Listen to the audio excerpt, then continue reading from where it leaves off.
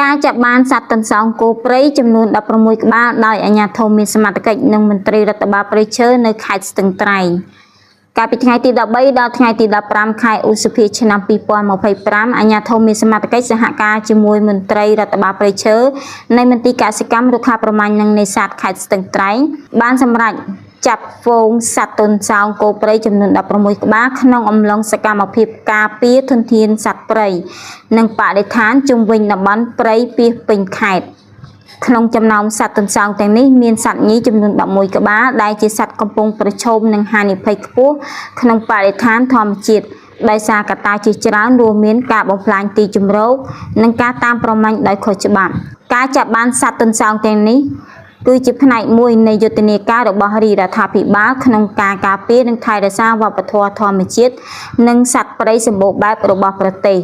ដែលមានកិច្ចសហការគាំទ្រពីអង្គការអភិរក្សសៀមប៉ាងនិងក្រុមហ៊ុន Rising Phoenix បានបើកប្រតិបត្តិការគៀងចាប់ហ្វូងសត្វទន្សោងគោព្រៃដែលបានបំលាស់ទីពីដែនជម្រកសត្វព្រៃសៀមប៉ាងរហូតមកដល់ចំណុចដែលមានការគំរាមកំហែង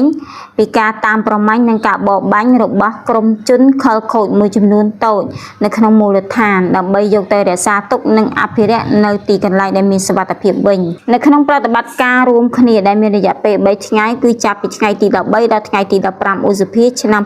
2025ក្រុមការងារគៀងចាប់សត្វទន្សោងចំនួន16ក្បាលក្នុងនោះសត្វទន្សោងញីចំនួន11ក្បាល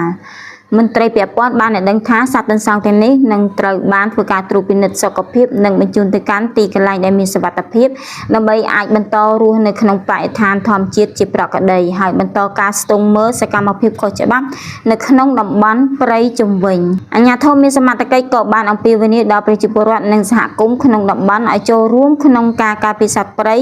និងជួយជូនដំណឹងអំពីសកម្មភាពខុសច្បាប់ណាមួយទៅអាជ្ញាធរមានសមត្ថកិច្ចដើម្បីអាចចាត់ចែងតាមផ្លូវច្បាប់បានយ៉ាងមានប្រសិទ្ធភាព